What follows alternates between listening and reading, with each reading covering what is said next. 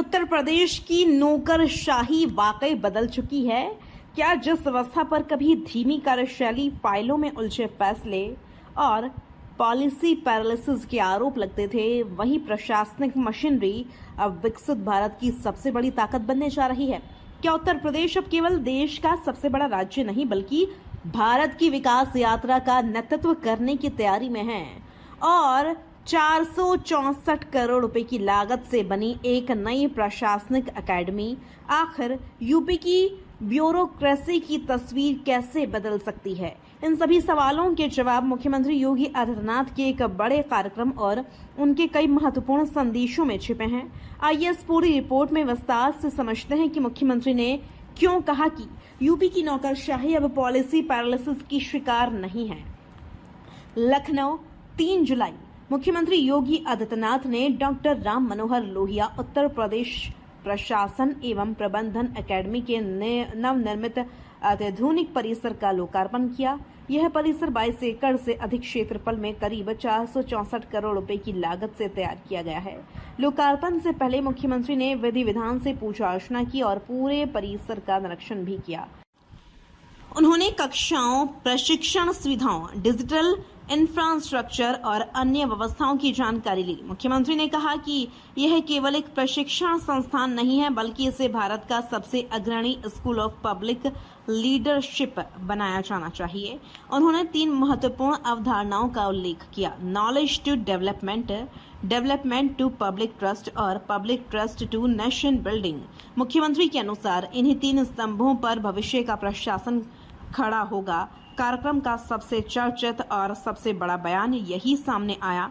मुख्यमंत्री योगी आदित्यनाथ ने कहा कि उत्तर प्रदेश की नौकरशाही अब पॉलिसी पैरालिसिस की शिकार नहीं है बल्कि पूरी गति से विकसित उत्तर प्रदेश और विकसित भारत के लक्ष्य की ओर दौड़ने के लिए तैयार है। उन्होंने कहा, राजनीतिक नेतृत्व सिर्फ विजन देता है, लेकिन इस विजन को धरातल पर उतारने की असली ताकत प्रशासनिक मशीनरी के पास होती है। मुख्यमंत्री ने कहा, अगर भारत को विकसित राष्ट्र बनाना है तो उत्तर प्रदेश को उसकी आधारशिला बनना होगा और इसके लिए हर गांव, हर कस्बा, हर वार्ड आत्मनिर्भर बनना चाहिए। उन्होंने प्रशासनिक अधिकारियों से कहा कि योजनाओं का लाभ अंतिम व्यक्ति तक पहुंचना सबसे बड़ी जिम्मेदारी है। मुख्यमंत्री ने एक महत्वपूर्ण संदेश दिया, प्रशासनिक अधिकारियों को दिया। उन्होंने कहा कि अकेले चलने की मानसिकता या टीम को कमजोर करने वाली सोच कभी अच्छे परिणाम नहीं दे सकती।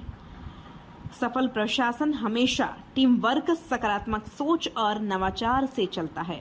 उन्होंने प्रशिक्षुओं से कहा, सीखना कभी बंद मत कीजिए, नई तकनीक अपनाइए, संवेदनशील प्रशासन दीजिए और नवाचार को अपनी कार्यशैली का हिस्सा बनाइए। मुख्यमंत्री ने उत्तर प्रदेश की पिछले 9 वर्षों की यात्रा का उल्लेख किया। उन्होंने कहा, 2017 से पहले लंबे समय तक प्रदेश की छवि एक नकारात्मक राज्य की बन चुकी थी। देश में यह धारणा थी कि कोई भी बड़ी सरकारी योजना उत्तर प्रदेश में सफल नहीं हो सकती। मुख्यमंत्री ने कहा, इसके लिए केवल अधिकारी ही नहीं बल्कि राजनीतिक नेतृत्व भी जिम्मेदार था। अब आपको सुनाते हैं सीएम योगी ने क्या कहा। वास्तव में पिछले 9 वर्ष की उत्तर प्रदेश की विकास यात्रा बहुत कुछ कहती है।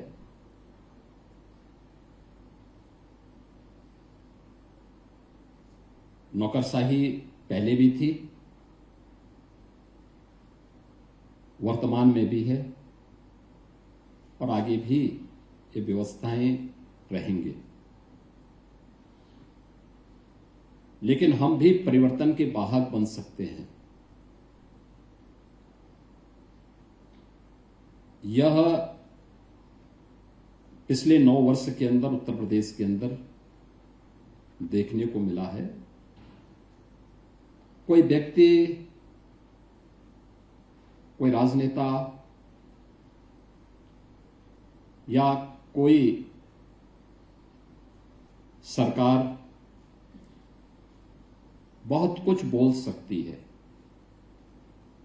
अपने आप को वह किसी भी रूप में प्रस्तुत करने का प्रयास कर सकती है, लेकिन हमें याद रखना होगा कि पब्लिक परसेप्शन हम सब के बारे में क्या है, आम जन की धारणा क्या है, यह प्रशासनिक मशीनरी की कार्य पद्धति को तय करती है, क्योंकि शासन और आम जन के बीच में एक बेहतर सेतु के रूप में आपकी महती भूमिका है। अगर ये सेतु बेहतर रहा तो शासन की योजना का लाभ उन लोगों तक पहुंचता है और उनकी धारणा बदलती है और वे लोग अच्छा बोलते हैं, अच्छा सोचते हैं। और जब ये तीनों मिलकर के एक साथ प्रयास करते हैं तो परिणाम आते हैं।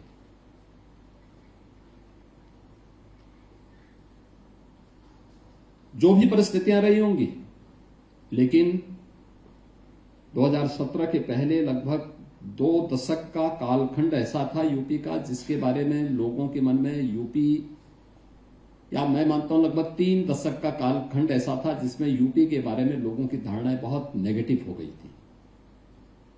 एक नकारात्मक भाव के साथ लोग सोचने लग गए थे। उसके लिए केवल प्रशासनिक अधिकारी दोषी नहीं, पॉलिटिकल लीडरशिप भी उसके लिए उससे ज्यादा दोषी है।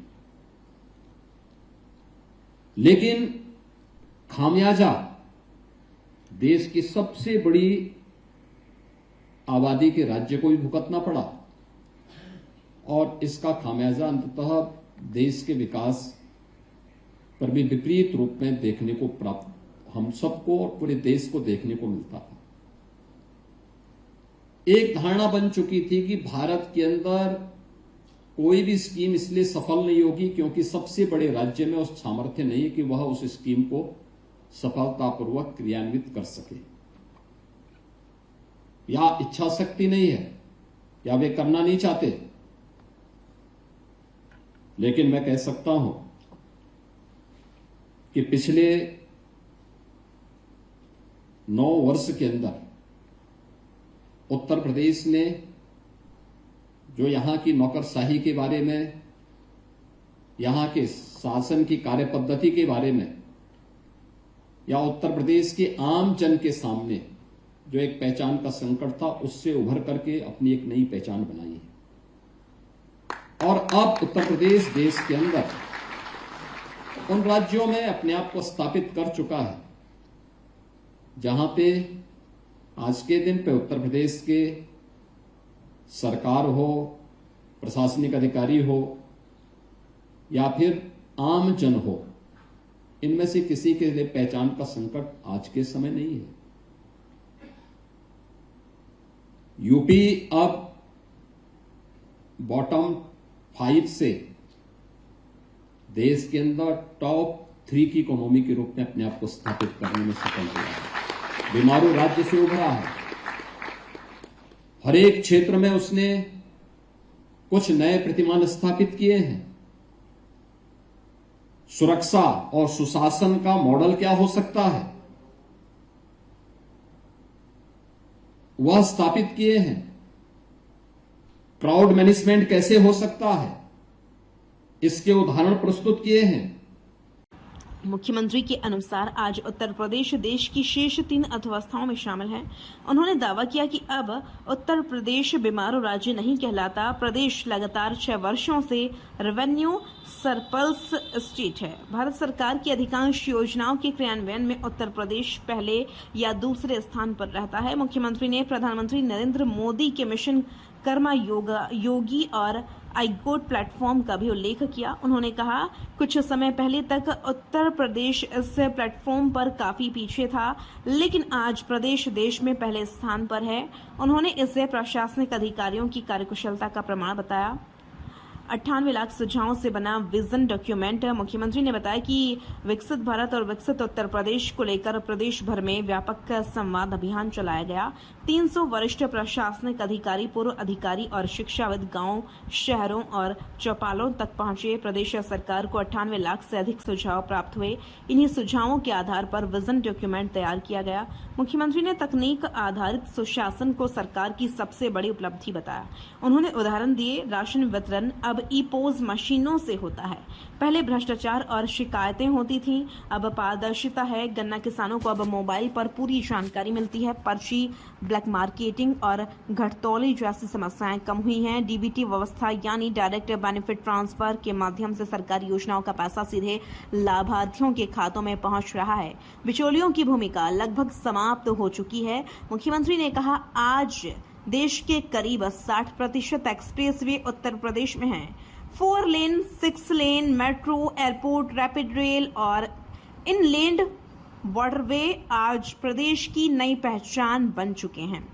उन्होंने इन उपलब्धियों का श्रेय डबल इंजन सरकार को दिया। इस अवसर पर वित्त एवं संसदीय कार्य मंत्री सुरेश खन्ना, मुख्य सचिव एसपी गोयल, पूर्व मुख्य सचिव आर रमणी, आलोक रंजन, अतुल गुप्ता, अनूप चंद्र पांडे, दुर्गा शंकर मिश्र, मनोज कुमार सिंह सहित बड़ी संख्या में सेवारत और सेवानिवृत्त प्रशासनिक अधिकारी तथा प्रशिक्षु अधिकारी मौजूद रहे। 464 करोड़ रुपए की लागत से बनी नई प्रशासनिक अकेडमी केवल एक भवन नहीं बल्कि उत्तर प्रदेश की भविष्य की प्रशासनिक कार्यशैली का प्रतीक बनने की कोशिश है। मुख्यमंत्री योगी आदित्यनाथ ने इस मंच से स्पष्ट संदेश दिया कि विकसित उत्तर प्रदेश का सपना केवल राजनीतिक घोषणाओं से नहीं बल्कि प्रशिक्षित, जवाबदेह, तकनीक सक्षम और संवेदनशील प्रशासनिक व्यवस्था से ही पूरा होगा।